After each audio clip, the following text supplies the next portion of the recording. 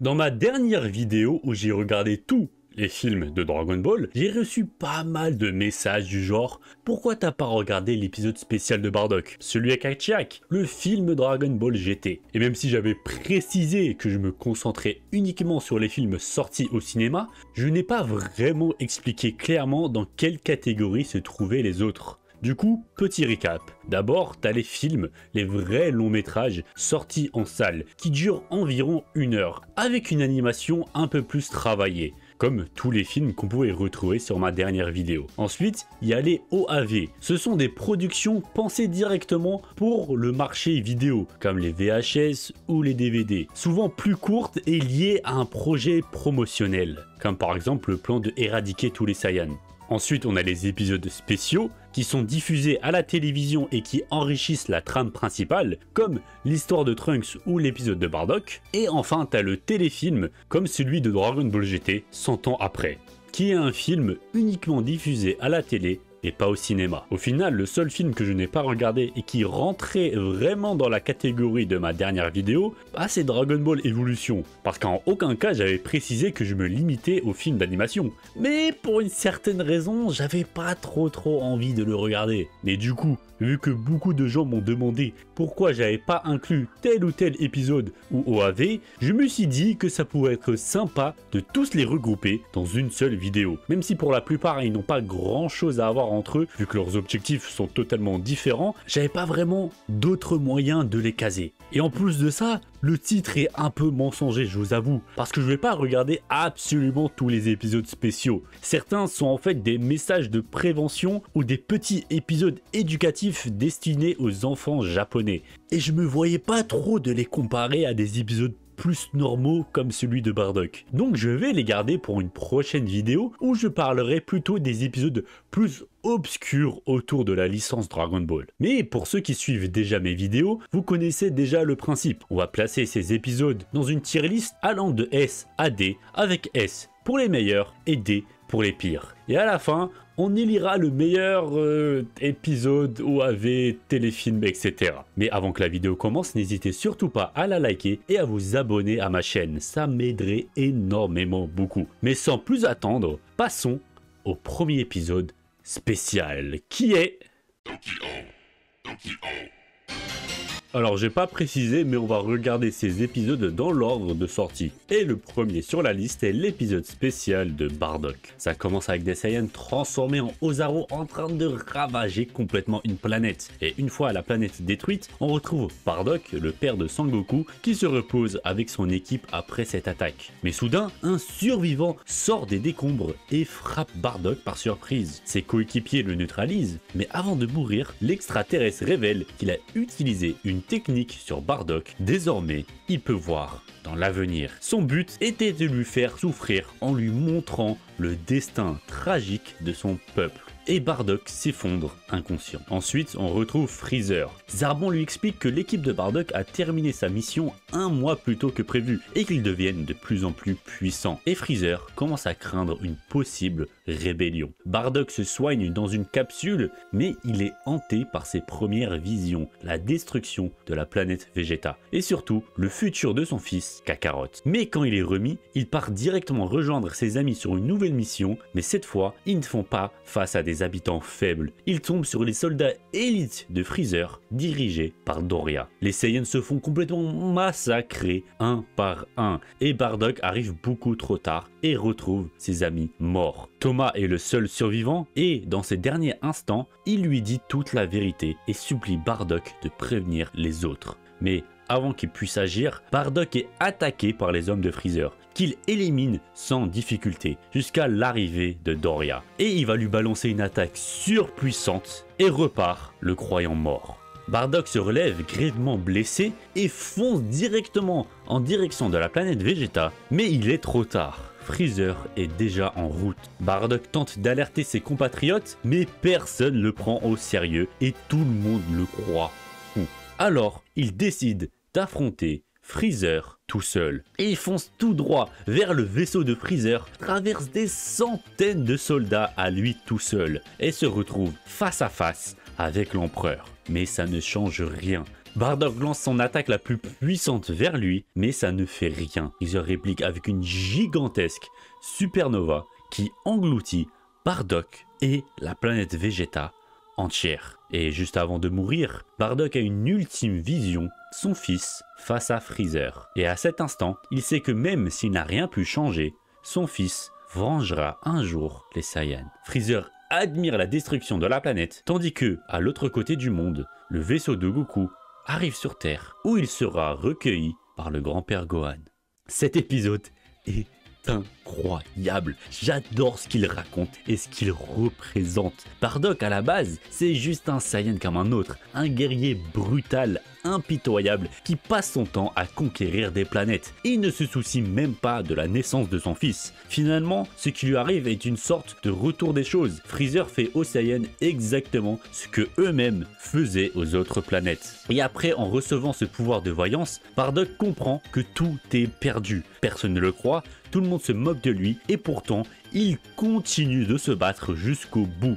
Ce pouvoir est à la fois une malédiction, car ça le force à voir un futur qu'il ne peut pas changer, mais aussi ça lui permet d'avoir une sorte de rédemption, parce qu'il peut au moins placer tous ses espoirs dans son fils. On peut voir que Goku est la dernière chance de rédemption pour les Saiyans, et le fait que Goku arrive sur Terre au moment exact de la destruction de la planète Vegeta, pour moi, ça symbolise la naissance d'une sorte de nouvelle ère. La mise en scène est aussi incroyable. Le croisement des vaisseaux de Goku et Bardock dans deux directions opposées. Bardock qui monte les escaliers avant de se retrouver sur Namek face à Freezer et Goku. Bardock qui fonce dans l'espace, se battant contre des centaines et des centaines de soldats pour faire face à Freezer avec finalement la destruction de sa planète. Tout est incroyablement réalisé. J'adore cet épisode spécial. C'est une des meilleures œuvres liées à Dragon Ball et c'est sans hésiter un S.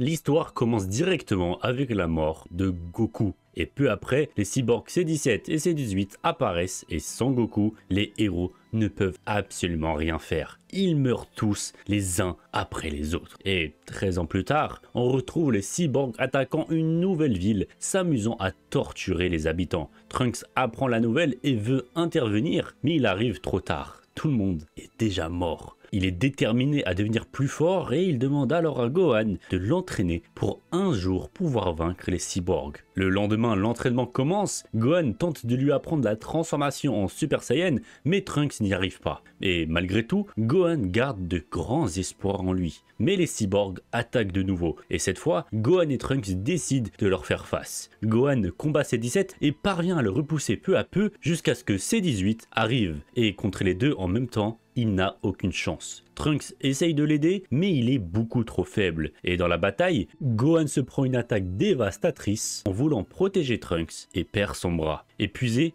il n'a qu'un seul Senzu qu'il décide de donner à Trunks. Mais heureusement, il vit toujours. Et quelques jours plus tard, remis de ses blessures, Gohan reprend l'entraînement avec Trunks. Mais une nouvelle attaque des cyborgs éclate. Et cette fois, Gohan décide d'en finir une bonne fois pour toutes. Trunks veut l'accompagner, mais Gohan refuse. Il doit survivre et c'est lui l'espoir du futur. Pour l'empêcher de le suivre, Gohan l'assomme et part seul au combat. Dans son ultime affrontement, Gohan donne absolument tout. Il réussit à tenir tête aux deux pendant un moment, mais C17 et C18 décident finalement de se battre sérieusement. Ils coordonnent leurs attaques, ne lui laissant aucun répit, et finissent par l'écraser sous une pluie d'énergie. Et au même moment, Trunks se réveille et court sur le champ de bataille, seulement pour découvrir le corps sans vie de son mentor. La rage et le désespoir le submergent. C'est à ce moment-là qu'il se transforme en Super Saiyan pour la première fois. Et 3 ans plus tard, la Time Machine est presque terminée. Mais en attendant, Trunks entend à la radio une nouvelle attaque des cyborgs. Il part les affronter et malgré tous ses efforts, il ne fait pas le poids et se fait écrasé à plusieurs reprises. Sa persévérance finit par agacer C17 et C18 qui l'attaquent avec une explosion gigantesque. Mais par miracle, Trunks survit. Et c'est là qu'il prend sa décision. La seule solution est de retourner dans le passé. Bulma lui confie alors le médicament pour Goku et Trunks part changer le cours de l'histoire. Ce TV special est excellent. C'est sûrement l'un des épisodes les plus sombres de tout Dragon Ball. Goku était le symbole d'espoir, le guide qui permettait toujours aux autres de surpasser chaque obstacle. Après sa mort, plus rien ne freine les cyborgs qui massacrent les humains jour après jour, uniquement pour leur plaisir. Gohan essaye de prendre la relève de son père, mais contrairement à la version du présent, n'a pas eu la même guidance par son père et finit lui aussi par mourir. Sa mort est une scène magistrale. Il fonce au combat, probablement conscient que c'est son dernier, mais donne tout ce qu'il a quand même. La pluie qui commence à tomber au moment où les cyborgs décident de se battre sérieusement, la découverte du corps par Trunks et sa transformation en Super Saiyan qui suit, tout est parfaitement réalisé. C'est poignant, marquant et pour moi, c'est bien évidemment un S. Le plan d'éradiquer les Saiyans est un OAV en 2 parties créé pour promouvoir le jeu du même nom sur la Family Computer. Il reprend le scénario du jeu mais de façon extrêmement condensé. Le Dr Raichi est le dernier survivant des Tsufules, une race qui vivait sur la planète Plante, celle qui deviendra plus tard la planète Vegeta, après que les Saiyans les aient massacrés et volé leur monde. Raichi prépare un plan pour exterminer tous les Saiyans restants en envoyant des monstres contre eux. De son côté, Goku profite d'une journée tranquille avec sa famille quand Mr Popo débarque pour le prévenir qu'un gaz toxique appelé le Destrand Gaz menace de tuer toute forme de vie sur Terre. Ils vont donc voir Bulma pour trouver une solution et Popo explique qu'il existe 4 zones où le gaz se répand et qu'il faut détruire les machines responsables. En chemin, Goku, Gohan et Piccolo se font attaquer par des monstres et Goku tente de faire un Kamehameha mais rien ne sort. Et c'est pareil pour Piccolo et Gohan. Le gaz les empêche de contrôler correctement leur ki. Mais ils finissent quand même par s'en sortir par la force brute. Ensuite, ils visitent chaque zone, découvrent les machines et les détruisent une à une. Arrivé au dernier endroit, ils tombent sur Trunks et Vegeta. Ensemble, ils détruisent la machine, mais Dende les prévient que ce n'était pas la dernière. Ils vont donc trouver la dernière machine, et au même moment, Freezer réapparaît. Et juste après, débarquent Cooler, Thalès et Slug, et disent tous qu'ils détestent les Saiyans et veulent tous les tuer. Oui, même Thalès, il est trop con. Le combat commence et Goku se rend vite compte que ce ne sont pas les vrais ennemis, mais des copies. Il les frappe de toute leur force, mais ils se reforment sans cesse. Maître Kaio prévient que ce sont des guerriers fantômes, pas réels, et en sachant ça, ils peuvent les vaincre. Pourquoi en sachant ça, ils peuvent facilement les battre maintenant, ça j'en ai aucune idée par contre. Mais ils n'arrivent toujours pas à détruire la dernière machine. Et Kaio leur dit alors que le seul moyen est d'affronter celui qui est derrière tout ça, le dernier Tsufule vivant, qui veut venger son peuple des Saiyans. Et ils se retrouvent sur la planète sombre. Et c'est là que nos héros découvrent enfin le Dr Raichi. Ils apprennent que les guerriers fantômes sont générés par une machine appelée Hachiyak, alimentée par la haine des Saiyans. Raichi l'a créé pour détruire les Saiyans et venger son peuple, mais avant qu'il puisse l'utiliser, il a été tué par un Saiyan. Et pourtant, même après sa mort, la haine accumulée contre les Saiyans par tous les vilains qu'ils ont affrontés a continué de nourrir Hachiyak, créant les guerriers fantômes, y compris une copie de Raichi lui-même. Et ensuite, il y a plusieurs fins qui existent. Dans la première, Goku et Vegeta éliminent simplement Raichi d'un coup comme ça, super passionnant. Puis il y a la version un peu intéressante où Hachiyak, surchargé par toute cette haine, devient un guerrier surpuissant avec un ki monstrueux. Il écrase totalement Goku et les autres qui sont impuissants face à sa force. Mais Goku remarque que Hachiyak met 15 secondes à charger son attaque ultime. C'est tellement long sa mère. Et heureusement, Piccolo avait apporté des senzu permettant à tout le monde de revenir dans le combat. Goku, Vegeta, Trunks et Gohan chargent leurs attaques les plus puissantes et pile au moment où Hachiyak lance son attaque, ils combinent leur énergie pour la contrer et le détruire, sauvant ainsi l'univers. Alors cet OAV c'est un OAV hein. Honnêtement ce n'est pas très fou. Après c'est normal vu que c'était fait pour promouvoir un jeu vidéo. L'animation est parfois douteuse, on dirait presque un PowerPoint par moment. Le début est super lent, les monstres sont osef et les méchants sont vraiment battus sans réelle logique et de manière un peu ridicule. Mais cela dit, le concept du Dr Raichi est franchement intéressant. Hachiyak a un design plutôt stylé et le combat final reste regardable. Et d'ailleurs, petite parenthèse, je savais pas trop où la caler, mais quelques années plus tard, une autre version de cette OAV est sortie, appelée True Plan to Eradicate the Saiyans, sous forme de jeu FMV sur une console sortie uniquement au Japon, la Playdia. Alors un jeu FMV, c'est un jeu avec des cutscenes où tu dois faire des choix pour avancer. Et dans celui-ci, il y a beaucoup, mais vraiment beaucoup, plus de contenu. L'histoire est rallongée, il y a tellement de fins alternatives. Par exemple, il y a une fin où Goku piège le Dr. Reishi dans un parchemin, ou une autre où il bat Ashiak avec le Genki-Dama. Mais bon, vu que c'est un jeu, je me suis dit ça comptait pas trop ici, et ça mériterait carrément une autre vidéo, parce qu'il y a tellement de choses à raconter. Dites-le moi dans les commentaires si ça vous intéresserait. Mais pour revenir à l'OAV de base, ouais, c'est bon, c'est pas fou, mais le concept du méchant est cool, et le combat final reste correct, donc je vais être sympa, et lui donner un petit C. Ce téléfilm se déroule 100 ans après Dragon Ball GT. Et d'ailleurs, il a été diffusé après l'Arc Baby et non après la fin de GT. Ce qui laisse penser que la conclusion de GT était probablement prévue dès le départ. Ici, on suit Goku Junior, un descendant lointain de Son Goku, qui s'entraîne avec Pan, désormais centenaire. Elle remarque vite que son arrière-petit-fils est très loin du niveau de son ancêtre. Il se fait même malmener par des gamins random de sa classe. Pan le gronde et lui rappelle qu'il doit devenir fort. Mais soudain, elle s'effondre et est envoyée à l'hôpital. Goku Junior est bouleversé et lui promet de devenir plus puissant. Mais Pan lui explique que ce qui lui manque n'est pas la force, mais le courage. Refusant de la voir mourir, Goku Junior repense alors à la Dragon Ball dont sa grand-mère lui avait parlé et décide de partir pour le mont Paozu afin de la retrouver. En chemin, ses harceleurs l'arrêtent, mais cette fois-ci, il refuse de se laisser faire. Sa réaction impressionne le chef du groupe, Puck, qui décide de l'accompagner dans sa quête. Les deux commencent peu à peu à nouer une amitié, mais la nuit tombée, ils sont attaqués par un groupe de loups. Puck tente de les repousser, mais les deux enfants sont dépassés et sont sur le point de mourir jusqu'à ce qu'une femme mystérieuse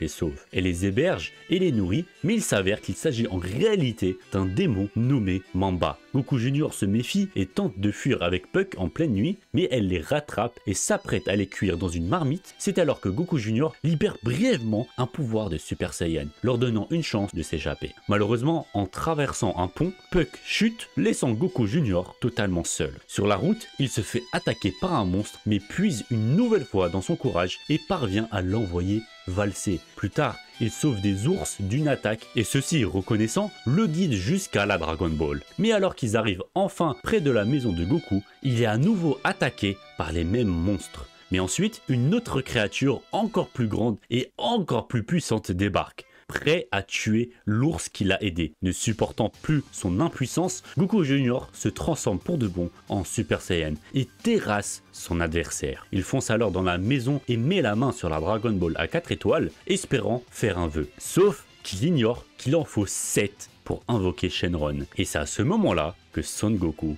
apparaît. Goku félicite son descendant, lui expliquant qu'il a déjà prouvé qu'il était fort et courageux en réussissant tout ce parcours. Mais Goku Junior n'est pas convaincu. Pour lui, c'est de sa faute si Puck est mort et si Pan est en danger. C'est alors que Puck réapparaît bien vivant, suivi de Pan en bonne santé. Goku Junior croit d'abord que c'est grâce à la Dragon Ball, mais Goku lui explique que non. Tout ça, c'est grâce à son courage. Puis il disparaît, comme s'il n'avait jamais était là. Finalement, Goku Junior conserve la Dragon Ball à 4 étoiles, symbole d'un passage de flambeau. Celle qui appartenait autrefois à Son Gohan, transmise à son petit-fils, puis maintenant à son descendant, perpétuant ainsi la légende.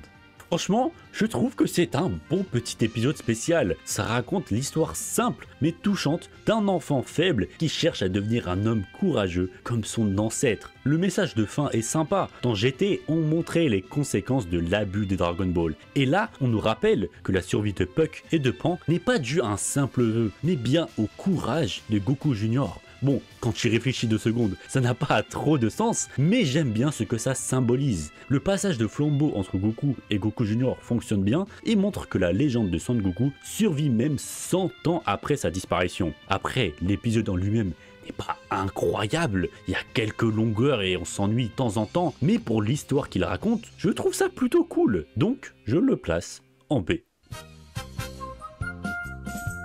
2 ans après la défaite de Majin Buu, la Terre est enfin en paix. Mister Satan inaugure son nouvel hôtel et organise une grande fête pour l'occasion. Et tout le monde est invité. La fête commence, chacun célèbre la victoire contre Buu et des paparazzis bombarde Mister Satan de questions sur comment il a pu battre un ennemi aussi puissant, alors que je pensais qu'ils avaient fait un vœu pour que tout le monde oublie Majin Buu, mais c'est pas grave. Soudain, 2 vaisseaux traversent le ciel et atterrissent, et en sort un Saiyan que Vegeta reconnaît immédiatement. Il s'agit de son frère, Tarble, et ce dernier explique que 2 guerriers redoutables du nom de Abo et Kado terrorisent sa planète et qu'il est incapable de les vaincre seul. Il demande alors l'aide de Vegeta. Tout le monde est motivé pour se battre, mais comme il n'y a que 2 adversaires, Goku propose de tirer au sort pour décider qui ira. Et le tirage se fait avec des radis, et celui qui a le plus gros gagne, et c'est finalement Trunks qui est choisi. Et juste à ce moment-là,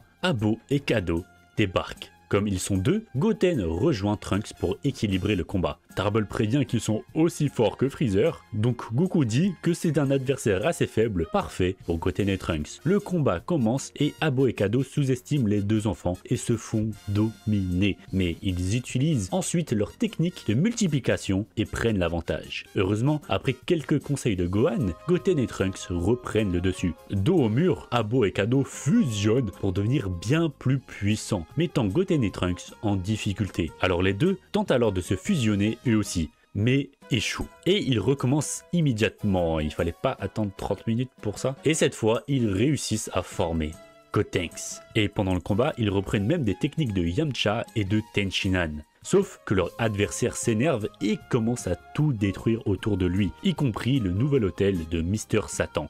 Vu que les dégâts sont trop importants, Goku et Vegeta sont obligés d'intervenir et ils éliminent Abo et Kado en un seul coup. L'hôtel est détruit, mais la fête continue quand même. Et même Abo et Kado finissent par se joindre à eux. Franchement, cet épisode est vraiment nul. Ils introduisent un frère de Vegeta sans raison, ça ne sert absolument à rien de le faire introduire un frère s'il va rien faire ensuite. Les 2 n'ont aucune vraie interaction alors qu'ils sont censés être frères. Et Abo et Kado sont complètement ridicules. Dès leur première apparition, on comprend qu'ils sont faibles et qu'ils ne représentent aucune menace. Le combat est sans enjeu, il n'est même pas stylé ou intéressant et l'OAV ne raconte rien de marquant. Au final, c'est un épisode qui sert strictement à rien et en plus de ça, il est ennuyant. Donc, je le mets direct en D. Alors pour cette OAV, c'est seulement une version remasterisée de celui qu'on avait déjà regardé, le plan de éradiquer les Saiyans. Mais ici, il a été fait pour promouvoir le jeu Dragon Ball Raging Blast 2. Et cette fois, l'histoire démarre directement sur la planète Suful, où le Dr Raishi tente de fuir avec son invention, la Chiak, qui fonctionne sur le même principe que dans la version originale. Puis on vient directement dans le présent, et le gaz Destron commence déjà à causer d'énormes dégâts sur Terre. Et Vegeta comprend immédiatement que les Suful sont derrière tout ça, et que leur but est de tuer les Saiyans. Les héros se dirigent vers la source du gaz, mais retrouvent une nouvelle fois Freezer, Cooler, Slug et Thalès. Les combats s'enchaînent, ils parviennent à les vaincre, mais leurs adversaires réapparaissent sans cesse, tandis que le gaz les affaiblit de plus en plus. Heureusement, Bulma arrive juste à temps avec une capsule qui permet de contrer temporairement les effets du gaz, ce qui leur donne l'avantage et leur permet de battre facilement leurs ennemis. Et comme dans l'original, ils partent ensuite sur la planète sombre pour détruire la véritable source du problème. Là, ils affrontent le Dr Raishi et réussissent à le vaincre en combinant leurs forces, mais sa mort libère assez d'énergie pour permettre à Chiak de prendre forme. Les 5 se battent alors contre lui, mais comme dans la première version, ils ne font absolument pas le poids et se font balayer les uns après les autres. Alors que tout semble perdu, Goku remarque qu'Chiak a besoin de 15 secondes pour charger son attaque. Et en profitant de ce délai, ils décident tous de concentrer leur attaque la plus puissante et de la lancer en même temps que la sienne, ce qui leur permet finalement de remporter la victoire. Mon avis n'est pas très différent de celui que j'avais sur l'original. J'avoue que j'ai un peu la flemme de me répéter, mais je dirais qu'il est peut-être légèrement meilleur. Notamment grâce à la scène finale avec l'attaque combinée qui rend plutôt bien. Et aussi parce que ça démarre beaucoup plus vite avec beaucoup moins de passages inutiles. Malgré tout, ça reste loin d'être incroyable, donc je vais également le classer en C. L'épisode de Bardock est une adaptation animée du manga en 3 chapitres du même nom. Il raconte une histoire où Bardock, après l'attaque de Freezer, aurait en réalité survécu. Il se réveille sur une planète inconnue qui ressemble beaucoup à la planète Vegeta et Bardock se trouve en fait sur la planète Plante, qui deviendra plus tard la planète Vegeta. Bardock comprend alors qu'il a été projeté dans le passé. C'est à ce moment-là qu'un vaisseau semblable à celui de Freezer arrive et ses soldats commencent à attaquer le village. Bardock décide de s'en occuper et les bat facilement avant d'aller se réfugier dans une grotte. Un enfant du village, admiratif de lui, vient alors lui apporter de la nourriture et un lien se crée entre eux. Mais rapidement, un nouvel ennemi entre en scène, Lord Child, un ancêtre de Freezer qui a appris ce qui est arrivé à ses soldats et veut s'occuper personnellement de Bardock. Il débarque sur la planète Plante et rase tout sur son passage à sa recherche. L'enfant supplie Bardock d'intervenir et malgré son hésitation au début, il finit par foncer à la rescousse. En voyant la ressemblance avec Freezer, Bardock est pris d'une rage soudaine et attaque, mais il est totalement submergé